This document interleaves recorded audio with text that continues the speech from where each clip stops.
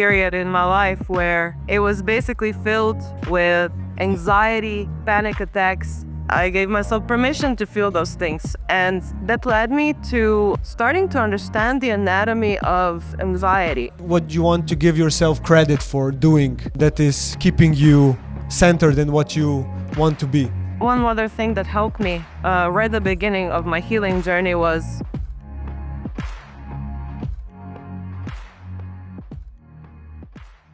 So this is Dia. Buenos dias. Let's go. Jerry just told me that you signed up on the email and not the form. Yeah. Tell me, what did you write in that email? Like, just put your... It's fine? Okay. Yeah. It is. Well, I wrote about the story I want to share, and it has to do with a 5-year period in my life where it was basically filled with anxiety, panic attacks, absolutely to the point of I wasn't even being able to function properly, like going to the store. It was complete agoraphobia. And it took a toll on me, so basically to a point where I started to think, okay, this is a bottom. I need to do something. After 4 years, I need to heal myself in a way, because that was no way of living. It was disastrous. Can you give me some context? Because like, thank God we started talking so much about anxiety and like these emotions that we were not taught how to deal with them as kids. Like, we were taught to, like, what constitutes a fucking fish, but not like what constitutes ourselves, right? Give me some context about how you started experiencing those panic attacks, anxiety. In what way could you perceive it as that? And how old were you?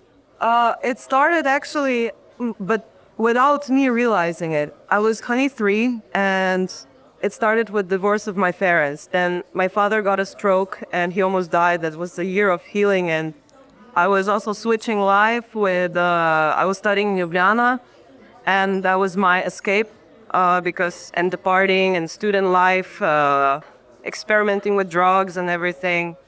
So I wasn't facing everything. Then my grandparents died as well. We were very connected.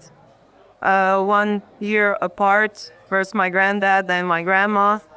And afterwards, I was 25 at that point. Then that was the spiraling down that was started. And the cherry on top, so to speak, was the death of my grandmother. And that was when I started to experience the first panic attack. And I didn't know what it was. And it was that much worse because of that. I thought I was dying. I thought I was losing my mind. And I didn't know what it was. And so I just ignored it. I went back to Ljubljana, started partying again, just shoving down, I was a heavy weed smoker at that point. And it was a misuse of it. It was escaping from it. And I didn't even realize it. It was very subconscious. So a lot of amount of stress put into 2 years of time connected to loss and death. And the core that I later realized of that fear was that basically I was terrified of my own mortality. I realized this is something I'm going to face one day. And that was paralyzing to me. Also, before that happens, I'm going to lose a lot of people. So the loss, important people, everybody. Yeah, I can relate to that. I lost both of my grandparents and my father in like half a year. So it's like you go to a dark place and then you kind of find yourself there, that you're nothing special, that all of the titles you've achieved, because at that point I had like brought a company from 30,000 a month to 17 million a year. 30,000 a year to 17 million a year in revenue. You start building identities. And then like that happens. And you're like, why is that like even important, right? Yeah. It's just give me peace. How did you find your peace again? Like, how did you start feeling better? Not for a long time. because I was ignoring the signs, the not trying to even understand them. And for 4 years, everything was escalating from mild panic attacks to severe ones that I was even not, I just don't want to go to a store even because I didn't understand what was going to happen and it's going to be horrible. So Yeah. the breaking point was me realizing that, and that was the paradox. At one point, it was so unbearable in my own head that I started to understand why people commit suicide. Oh And shit. yeah, it was so heavy. And not, don't do that. It's always a way through. Always reach out for help. Don't give up. Absolutely. But yeah, it was like, it wasn't the fear of dying anymore. It was easier. It started to become easier thought. Yeah. It was more a fear of living The when the circumstances. exhalation was at the point. Yeah. And that was my bottom line. Like, I realized, okay, that's the paradox. Now I'm afraid of living, I guess. And that's no go. So What no? helped? I realized nobody's gonna save me. I need to save myself. And then at the beginning of year 2019, I went to my mom. She was working as a nurse at a psychiatric unit. And I asked her, Mom, if I don't get better within a year, please enroll me into program, find me a psychiatrist, put me on the pills. And if I don't manage within a year to heal myself without antidepressants or anything, and not that I have anything against them, that can be a good help. It's more that I knew that the core of my fear of dying is the pills won't give me that. This is like, that's the part with the spiritual integration. I needed to find my own way from my own experience to heal that part. And it was very, very existential fear. So I didn't think that pills will give me that. So she said yes, my mom. She called the psychiatrist. It was already set at the beginning of 2019. And then I went to work. I had no idea what I'm doing. I haven't read any books. I just started to intuitively face everything that was bothering me. And I took little steps. Just the problem was going to the store. That was, like, for example, getting Yeah. groceries. Yeah. The experience was usually I went to groceries and then I would just freeze. And inside, complete destruction, complete trembles, feeling of collapsing. So I started to give myself permission. It's okay to feel this.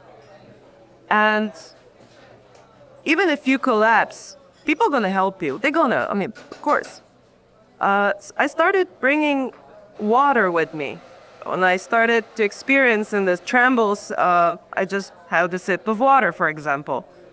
I gave myself permission to feel those things. And that led me to starting to understand the anatomy of anxiety, of panic, why they occur.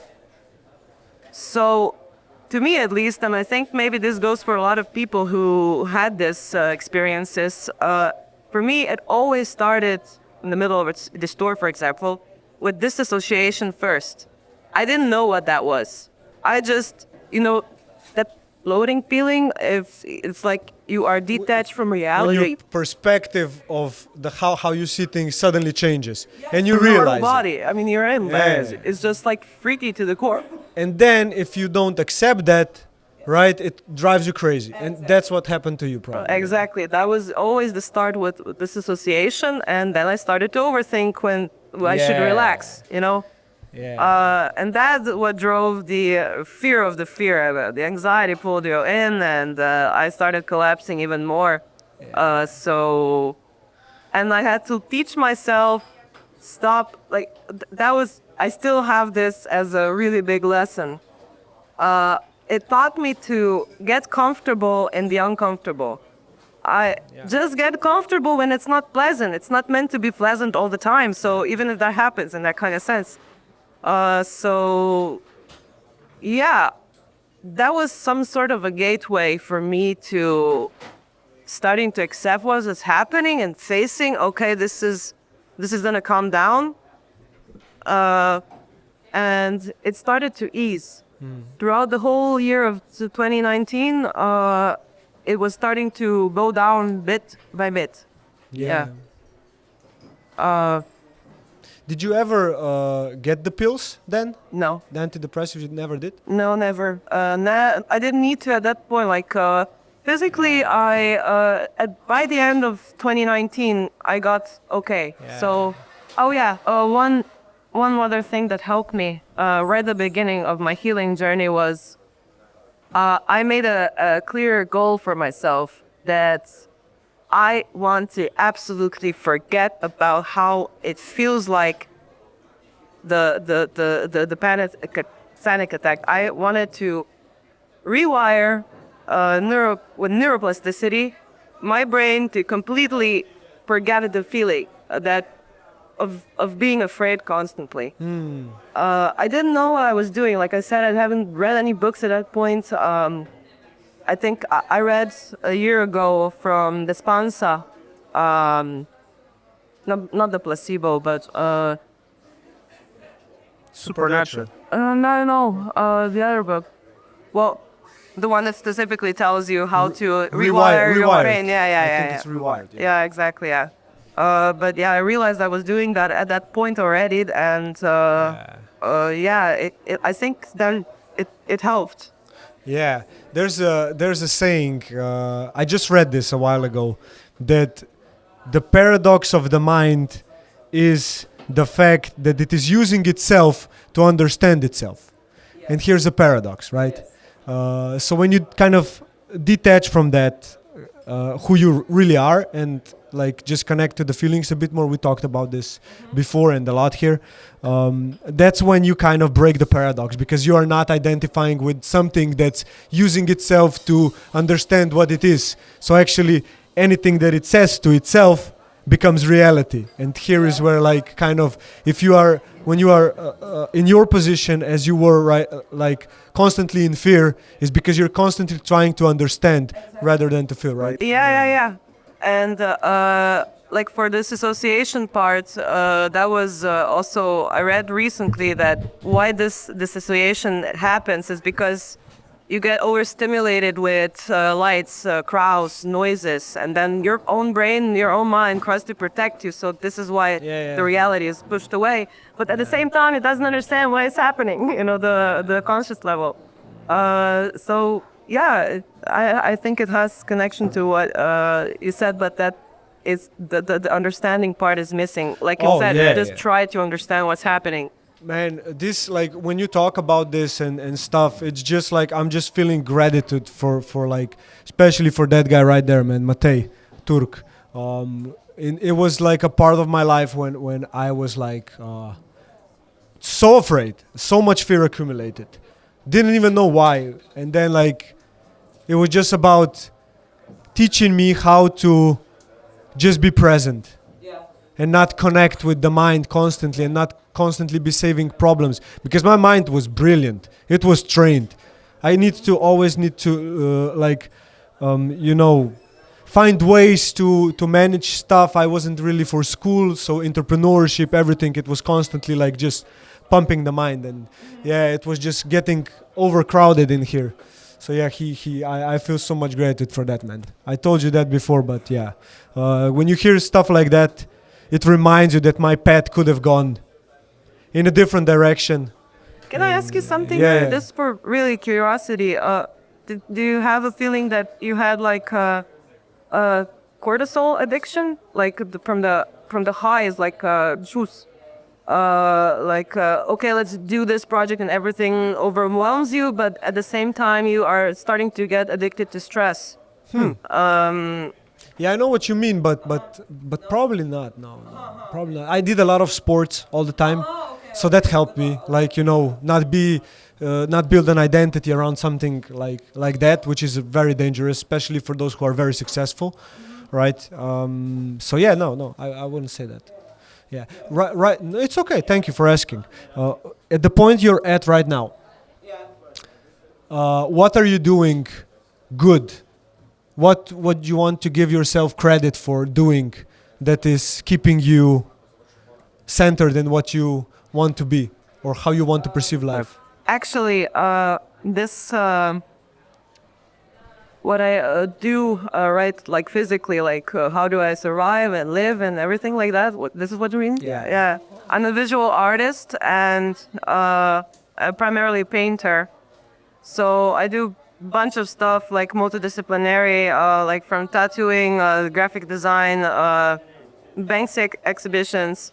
Then even I developed a ritual where for 10 years I've been painting women's portraits and in traditional garments as archetypes by Jung. Yeah, and for 10 years I was basing my practice with just sketches and collages and I don't know, images from internet, and I was starting to get really dissatisfied. So I developed a ritual with photography that we discover the archetype of a person that comes to the session. Then I take photos and we put the garments on and the makeup if it's necessary, everything in the flow. So, and that's the reference. This is the references by photos that I have now for the actual paintings of the portraits of people I want to paint and that we have connection and things like that. And I also want to say this. This all happened. Wanted to help people as well because of the last part of the healing journey with the answer of death thing. At the end of 2019, I accepted, like, I was healed physically, but I still didn't get the answer of how I'm going to face my own mortality and the losses and the between. So I'm mentioning also this because that was a super, super grounding at the end of the day. I went to Bali, and at the end of 2019, that was the first part that I got the answer about the death thing. Because I witnessed their attitude towards death. They had a funeral there and they closed the roads and they circled 3 times around every roundabout with the casket. And it was a complete different experience than our attitude at the West, where everybody, wears black and it's completely taboo. So that was one thing. The other thing was the Sadhguru's book, Death for All Those Who Shall Die.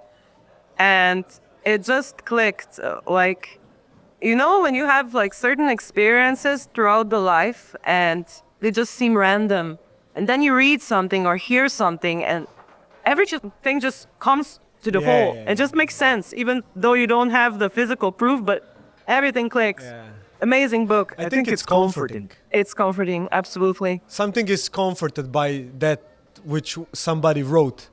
Yeah. Because I think it's written with so much love, like what Sadhguru puts out, or Muji, or like Eckhart Tolle. It's like it's just love. It's just like just wants you to be good. Yeah, take it easy. You're gonna die anyway, so yeah. In that kind of sense. And the third part, and this was actually, I was thinking if I should mention this one, but okay, red applause. So the third part of the answer that completely calmed me down, and I have no bother of dying at one point. I want to live though, don't get me wrong. I just accepted it. It's a bit trippy. Has nothing to do with drugs or anything. But it has to do with Slovenians probably know or heard about, or maybe some of you guys know a person that went to this. Have you heard of the table in Koroška region? It's like, and it's not the only one. It's like we have several points in Slovenia where, but only one is open to the public, and you don't have to pay anything. And it has to do a lot with paranormal. Yeah. Yeah, that subject. So basically, just to explain very fast, this is like an old farm in Kuroshka region. You have to drive in the woods, and you get there. There's an owner, and she takes you in the old barn. There's a room inside, and there's like a small little table that's made of wood. Nothing amazing about it. And the point is that at least three people is good that they're there. You put your hands on it, and you start to ask questions. And I thought it was a trick. I really just, okay, let's go, just for the fun of it. It's a trick. It's gonna be blah, blah.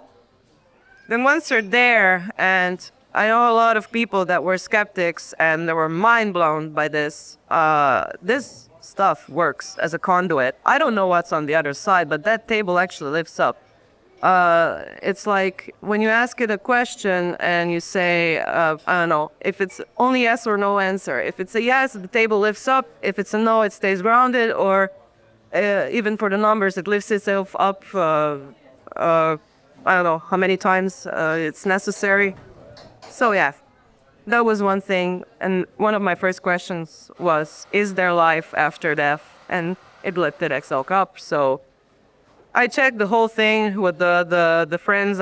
We didn't know what was this. It was surreal. We even tested it. Like one of them put the hands on and pulled the table on it, and we all felt that the force came from him. But when the table was lifting on itself, the force came from nowhere and everywhere at the same time. So yeah. I made a risk right now, just sharing this with you guys. Don't take me for crazy. Go there and see for yourself.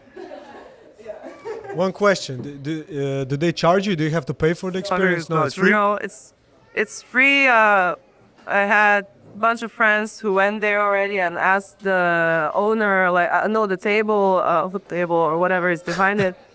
Why is it doing this? It's supposed to be a soul of the previous owners. They want to help people because they weren't helped in the lifetime when they were living, and and the owner just doesn't charge anything. But I don't think maybe it's still open here. Yeah, I want to talk about death for a bit. Like, how do you, like you said, that you asked the question, is there life after death? Were you asking it because you didn't know, or just to see if it says yes, then it's probably true? Or did you need reassurance? Yeah, reassurance. Okay. Yeah, definitely. I asked it a bunch of other questions, nothing personal for myself because it was a little bit too scary. I asked it if there's like destiny, like if it's fixed that destiny exists. It said no. We're completely. We have free will with a reason. We're our own creators of life, so there is no fixed destiny except for, this is what I thought about, that some things need to run out as consequences of the actions. So that may feel like destiny in a sense. Mm-hmm. And things overlap sometimes as well. I asked it, for example, if 5 times, if there is law of attraction. No. And then I asked it. Sorry, guys. Hate to break it to you. The table said no. Yeah. What did you ask? I asked it. Then I rephrased my question. I asked it. Okay, so is this something that we are completely misinformed? It exists, but it's something completely different, because my experience was that it was.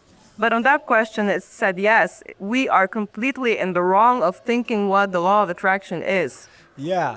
We are indoctrinated. But isn't it funny how you give it power? Like it's the all-knowing. You know what I mean? Mm-hmm. Well, it can be an entity with its own beliefs. And so it's like just pushing these beliefs of an entity which thinks that it's God maybe. Mm-hmm. But it's like it's coming from a source, right? The answers. Mm-hmm. And you kind of associate it with it's the all-knowing. Because it's like a different form of life. I know what I mean. Yeah. No, I didn't went to the the extreme of thinking that's God. Okay. No, not at all. I had my own groundedness and was very skeptical in analyzing everything. So it took time for me to reaffirm from my own experience what the table was saying. So for the law of attraction answer, that was one that I was completely confused about and I was angry. I thought this is demon or something. This is like, why is it saying something that's not true? Like I have completely different experience. Then I came to see from my own experience, maybe it's just the view of it, because I did ask it, do we see it like in the wrong a little bit? Because we say think positively. It's not just that. It's about alignment. It's about being, not thinking. Yeah, in that kind of sense. So, yeah, I kind of gave it then in my own mind. Okay, there is something to this, maybe. Yeah, it's good. It's like an experience. It gives you information, right? But to go like all in one direction and not stay open-minded, we good. And not stay open-minded is like, it takes away the joy of life, I think. You know, just like get the experience, like interpret it the way you want to interpret, but still like remember that it's just an experience happening for you. And you should not connect with something like, I think 100% like an identity or anything. I understand. I completely agree. That's how probably you went for this experience. When I first went there, I went literally there, like whatever it says I'm going to take at the beginning. But then, I didn't just, because a lot of things were contradicting this itself in a sense. Except the fact, like the question if there's like life after death.